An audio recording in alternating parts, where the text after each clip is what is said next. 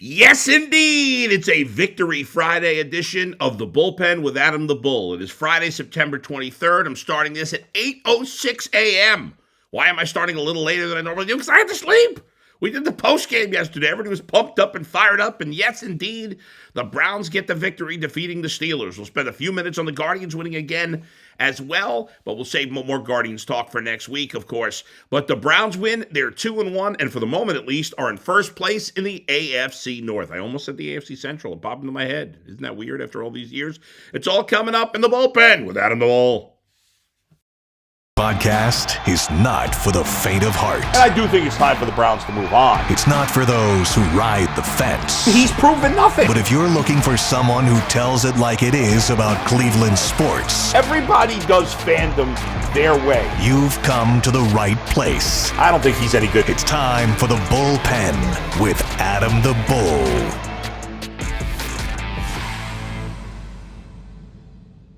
Oh yeah, the Browns get the victory yesterday. They are 2-1 in the season, defeating the dreadful Steelers. It's been for the first time in a long time. Browns coach has defeated the Steelers 3 times.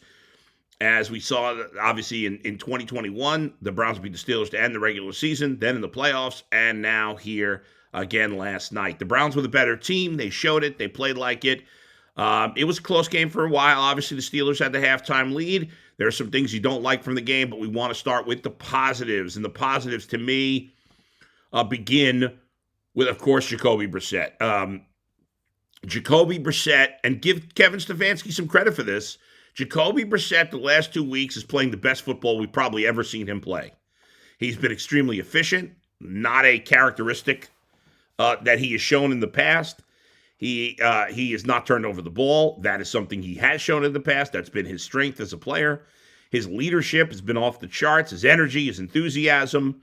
He's always been good at running those 3rd and 1, 4th and 1 plays. He showed that strength again yesterday. But 2 games in a row, Jacoby Brissett and this offense have done the job. Obviously, they scored enough points that they should have won last week, and the defense blew it. And they scored 22 by the final score is 29, but they score 23 points to win this game offensively before the turnover on the as they're pitching the ball back and forth. But the offense did a great job again. Jacoby Brissett is leading the offense, and he is playing tremendous football. Give him full credit. The offensive line is protecting him well. They deserve a ton of credit. But Jacoby Brissett, again, very efficient. The last 2 weeks, he's usually near the bottom of the league in completion percentage. His completion percentage has been great the last 2 weeks. He's usually near the bottom of the league in yards per attempt. His yards per attempt have been excellent the last 2 weeks. Obviously, he's getting a lot of help from the players around him who are, for the most part, doing a great job. But he deserves credit. The guy's been a backup quarterback for a reason. He's not going to turn into a superstar all of a sudden. But I think in a combination of, the guy has some talent, and Kevin Stefanski, give him his credit, is coaching him up well and putting him in a position to succeed. And that combination has led to Jacoby Brissett, at least for the last 2 weeks, playing great. And the Steelers, while not a great team, have a pretty good defense. I know they're missing their best player, but they have a pretty good defense, and it didn't really look like it yesterday. So, again, great win and great leadership. When Brissett, gets that first down on that run, and then he pops up at like the 4-yard line. He's pumping his fist and he's screaming. Yeah, guys are feeling that. The crowd was feeling it. He was feeling it. The teammates were feeling it. And they followed his lead. The Browns played a great second half. I thought, they played a good first half against Carolina as well. But I thought this was their best half of the season, because I didn't like the way they played in the first half. Or at least defensively, I didn't like the way they played. But great second half. They outscored them 16-3. And again, all due credit to Jacoby Brissett, who is exceeding expectations through 3 weeks. And with the talent around him, if he continues to do that, then the Browns are going to have a chance. We said they got to go 6-5 to have a chance to stay in the mix for Deshaun Watson. And at some point, I know some people are going to get crazy and say, we got to stick with Jacoby Brissett. Take it down a notch. Jacoby's done a great job. Hopefully he'll continue to do a great job. But we brought in Deshaun Watson for a reason. He's a much better talent. There will be no debate. There will be no question Deshaun Watson will play. But until then, It's a good problem to have, right? That Jacoby Brissett's exceeding expectations by a lot these last 2 games. He has been awesome. I got nothing negative to say about him at all. Uh, really through 3 games, even though, I mean, yeah, the first game he didn't play well. He missed a lot of passes, but overall through 3 games, I mean, I'd give him an A for his overall performance, even though he played pretty poorly in the first game. But even in that first game, where he played poorly and missed throws and didn't see some things, he still didn't turn the ball over. The only turnover he's had was when the defense blew it and he had to try to drive him down the field real quick, and obviously threw that pick against the Jets in the final seconds of the game. But that was it.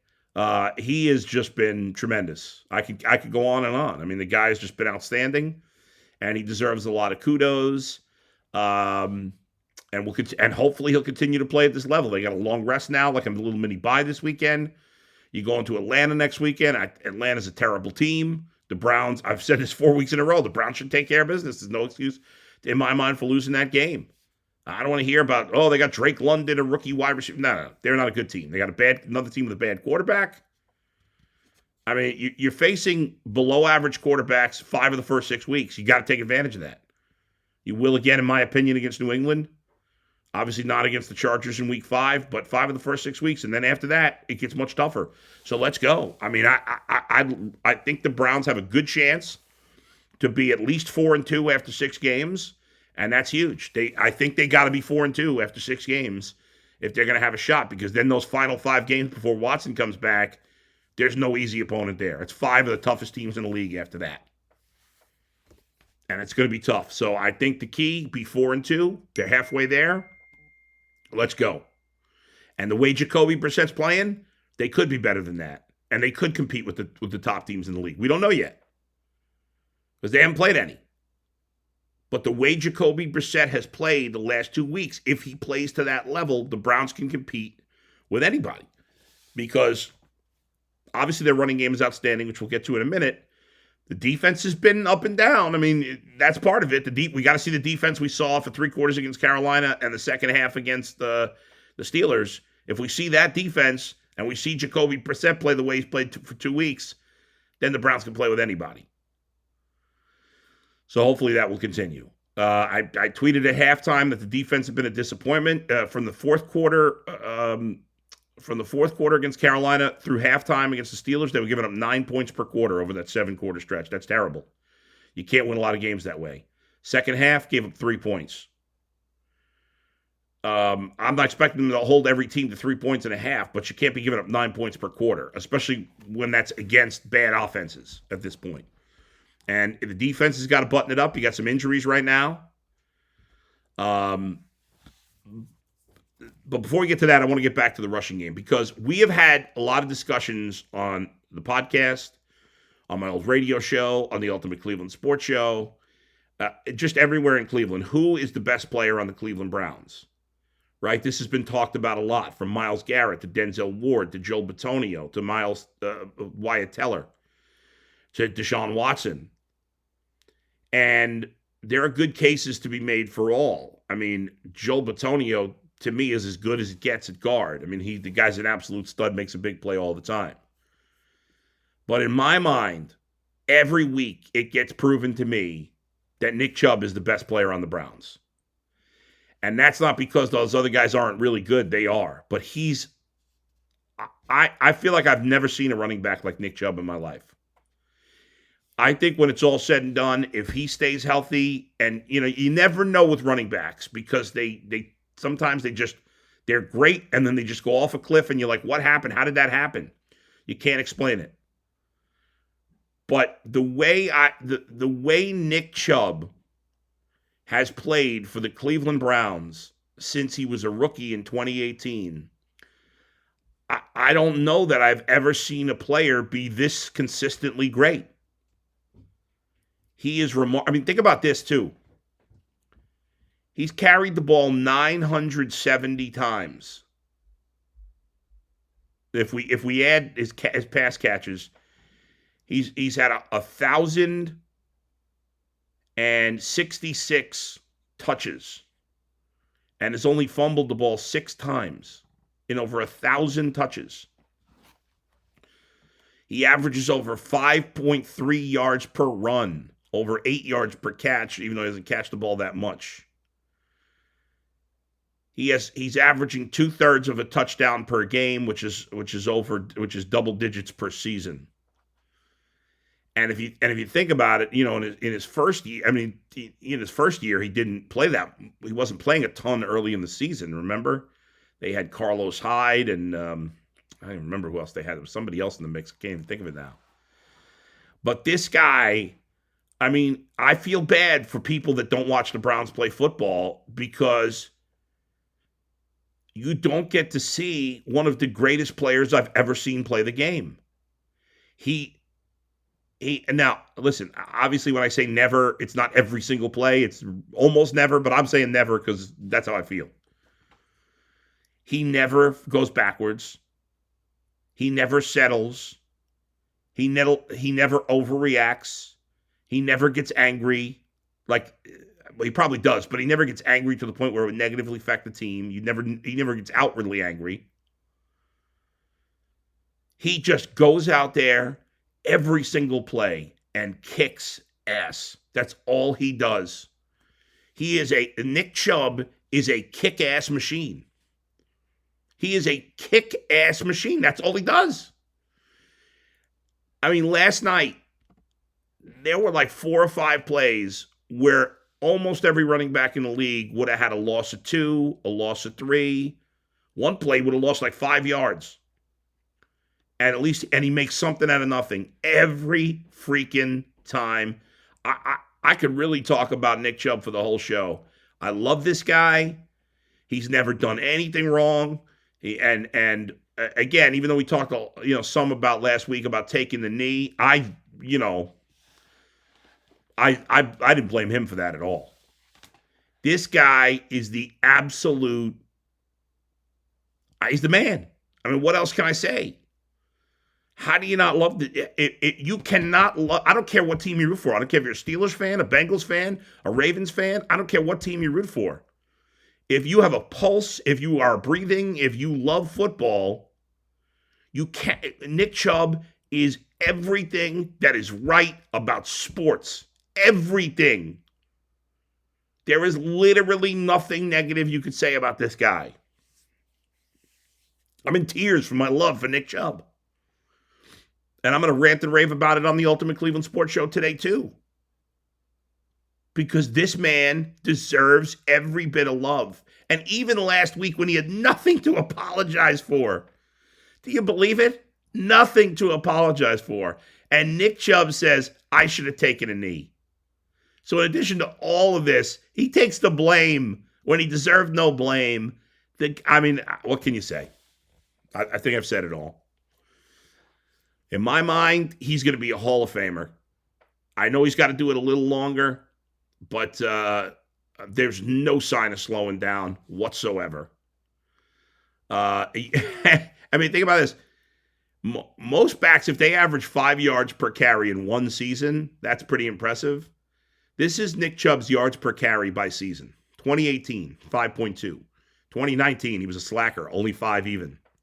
2020, 5.6. 2021, 5.5. So far this year, 5.5. And in the last 3 seasons, he has 24 touchdowns in 29 games. That's crazy. That's crazy. That's just rushing. He doesn't really get a lot of receiving touchdowns, only had 3 in his career. But if you include receiving, he has 25 touchdowns in his last 29 games. So the guy's getting in since 2020. He's getting into the end zone almost once per game, which is ridiculous. And again, he doesn't fumble the ball. In that same time, since 2020, in those 29 games, he has 3 fumbles. And that's with, 418, 420, 480,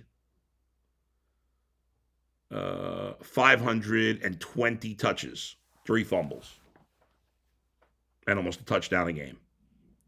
So the guy can block. Obviously, he's an awesome teammate.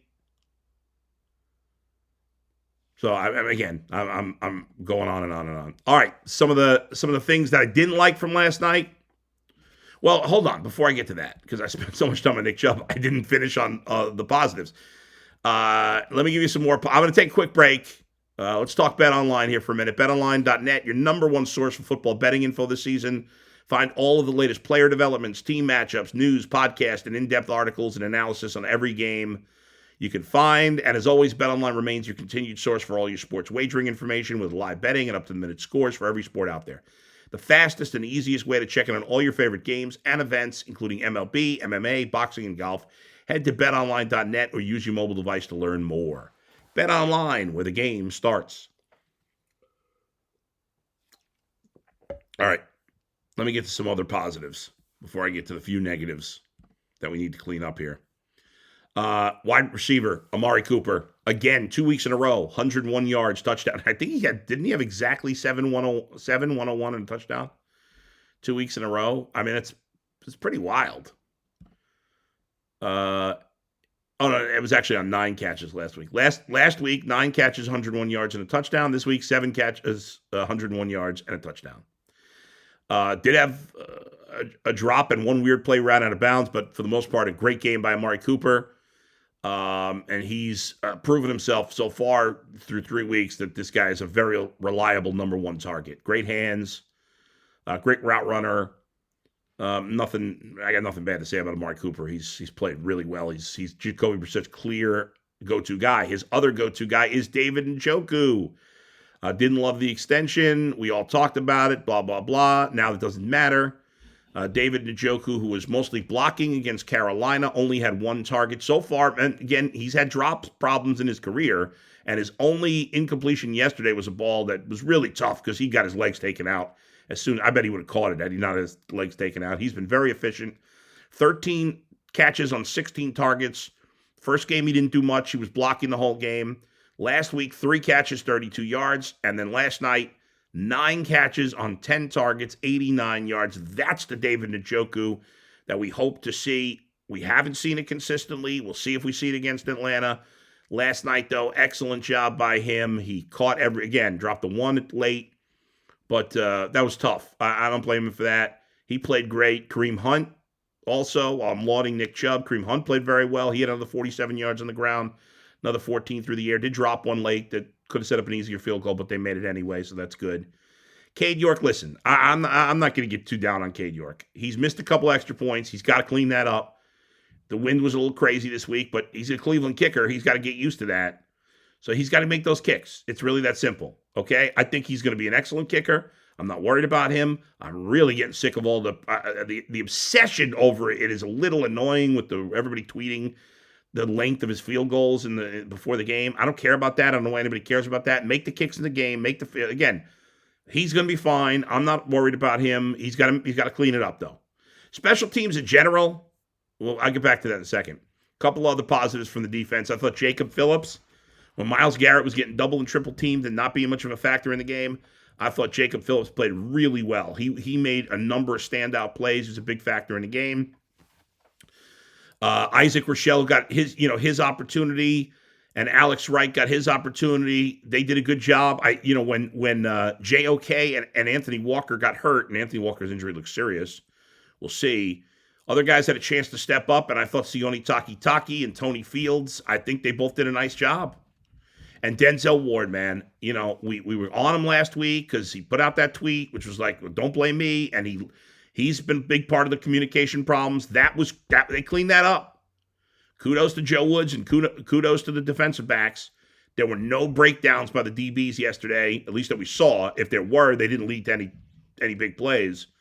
But Denzel Ward got back to what we like to see him do, which hopefully we'll see more, is playing man. He was manning up. Deontay Johnson made some nice plays, but not a lot of huge impact plays, right? I thought Denzel Ward did a really good job of defending Deontay Johnson or whoever he was on. I mean, I thought he played a solid game. I thought really good, better than solid, a really good game. Martin Emerson played well too. Now, again, there's been a lot of talk about Myles Garrett. People were getting so mad at me that I was being critical of Myles Garrett. It's so funny because for years I've been accused of being a Myles Garrett homer, And now people are getting mad at me that I've been critical of Myles Garrett the last 2 weeks. And I got to tell you, folks, I love Myles Garrett. My bar for Myles Garrett is as high as it can get. And when he doesn't reach that, I'm disappointed. Okay? I know he was double teamed a lot. I know he was triple teamed. But to me, you've got to make some impact plays. And he didn't do it. That's it. I'm just stating the facts. He didn't make impact plays.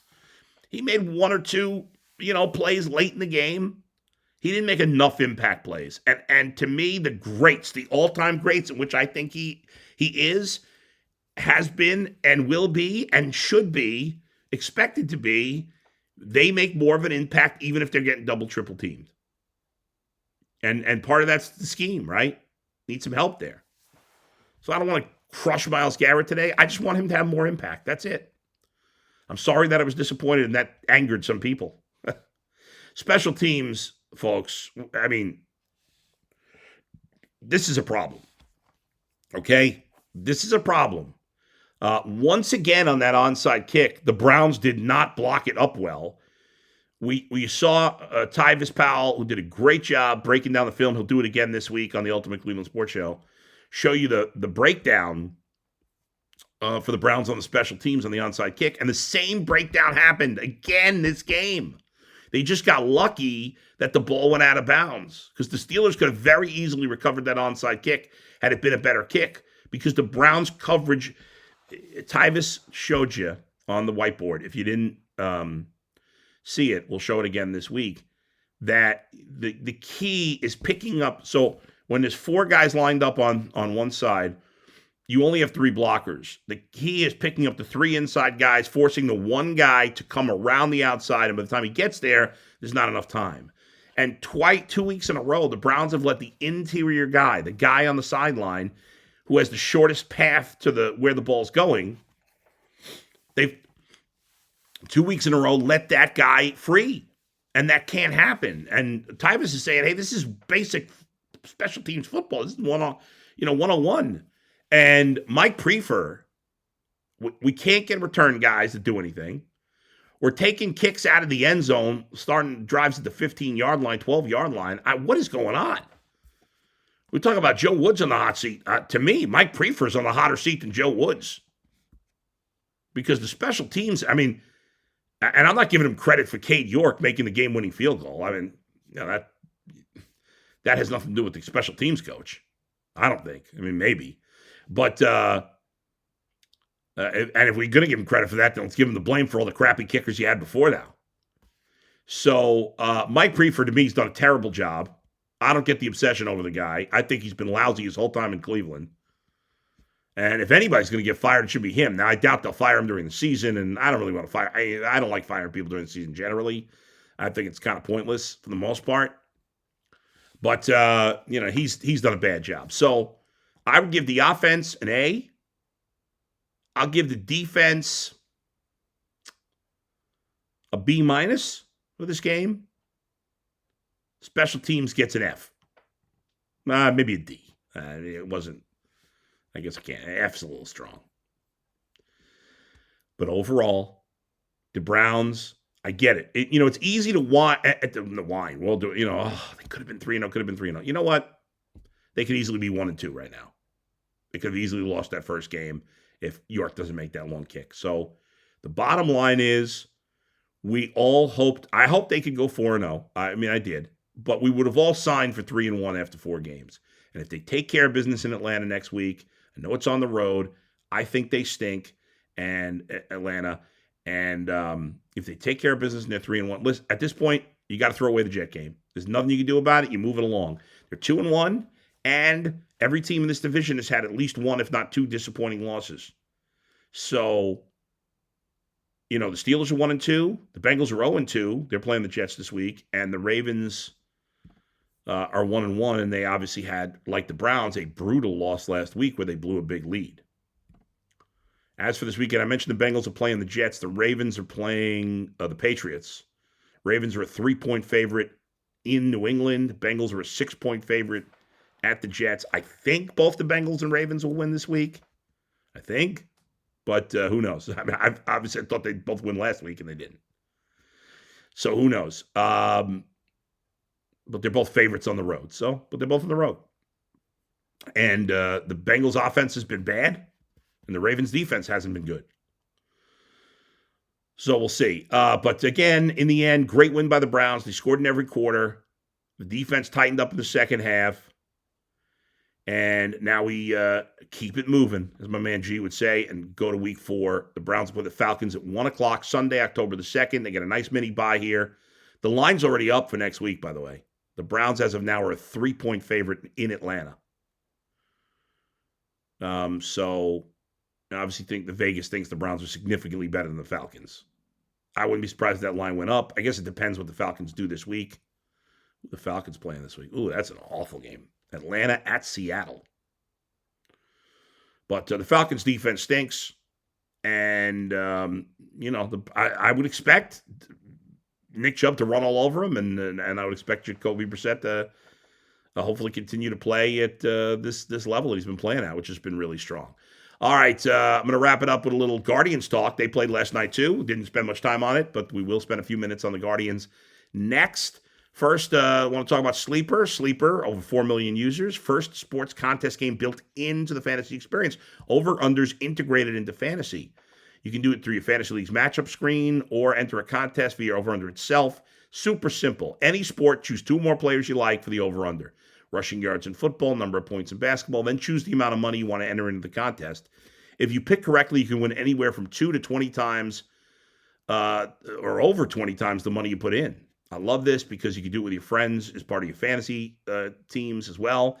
And the Sleeper app is great. You can talk trash with your buddies. So download it now. Go to Sleeper, play the over-under game, have fun with your friends, make some cash.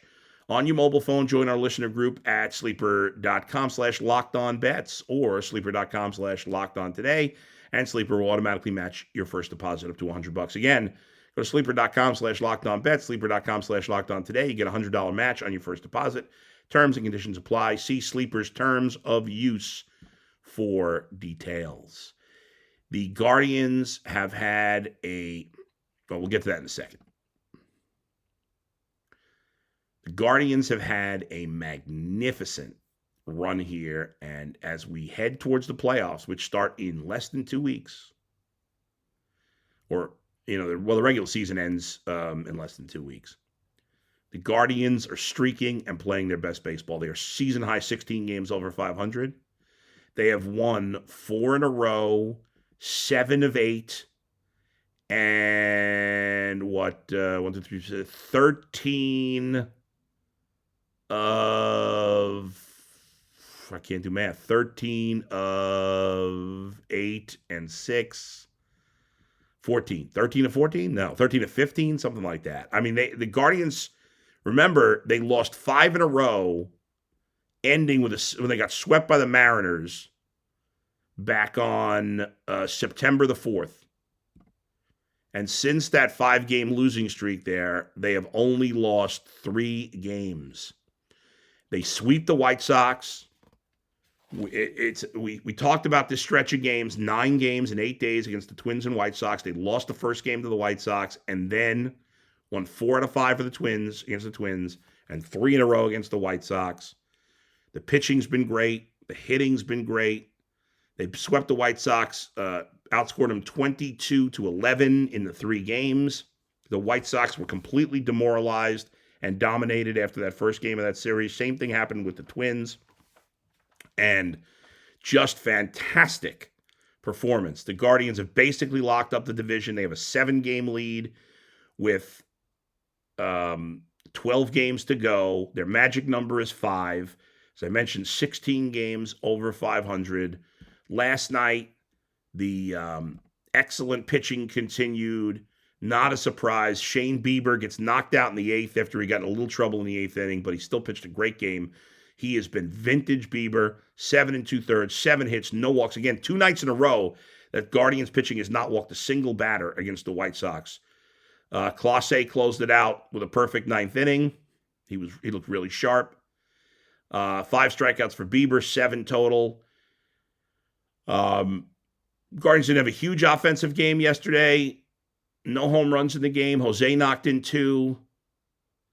has 117 ribbies. I mean, that's crazy. Naylor had 2 hits. Jimenez had another 2 hits, knocked in a run. No stolen bases. Rare for the Guardians. Quan, Rosario got their hits. Will Brennan got another. Everybody got a hit except for Hedges and Gonzalez yesterday. So keep on moving on. I mean, listen, you play in Texas now. They're bad. And then you get the final 9 at home. Tampa and Kansas City, 6 with the Royals. Guardians are winning this division. It's over. I don't believe in jinxes. I don't live in my fears. They're winning this division. It's a matter of how many games they can win now.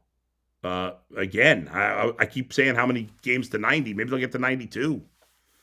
12 games left. They got 83 wins. 83 and 67.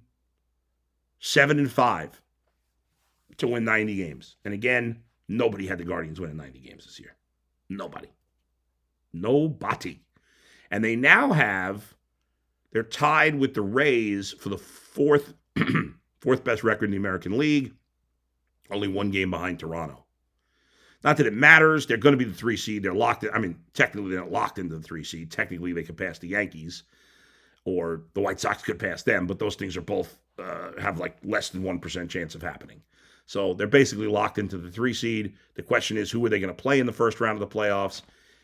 They're going to play the last wild card team on a best of 3 where all the games are at home. As of now, it would be the Mariners, but it's really close. Toronto leads Tampa by a game in the wild card standings. Toronto's 84 and 66, Tampa's 83 and 67, and Seattle's 82 and 67. So it could still end. Any of those 3 teams could end up being the 6th seed. They've all been pretty close. I mean, the Blue Jays have the worst pitching of the 3 by far, but they also have the best hitting of the 3. So pick your poison. I think I would like the Guardians to play the Blue Jays. I think they can compete with any of these teams. But I understand why some people will be worried because the Blue Jays by far have the best hitting of the 3 teams. But I think the Guardians pitching could deal with their hitting. I'm a little more concerned with, I think Tampa Bay and Seattle's got better pitching. And although Seattle doesn't have the playoff experience that especially Tampa has. So anyway, all right, that's going to do it for today.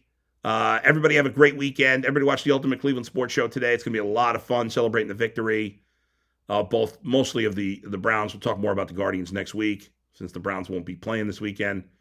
Have a great weekend. Make sure you check me out on Twitter at Adam the Bull, at Cameo at Adam the Bull, at AdamTheBull.com. Make sure you subscribe to the YouTube page, Ultimate Cleveland Sports Show, which is where you find the podcast. Locked On Podcast with G. Bush and Jeff Lloyd, Locked On Browns podcast as well. We'll talk to you Monday. Where else but right here in the bullpen with Adam the Bull.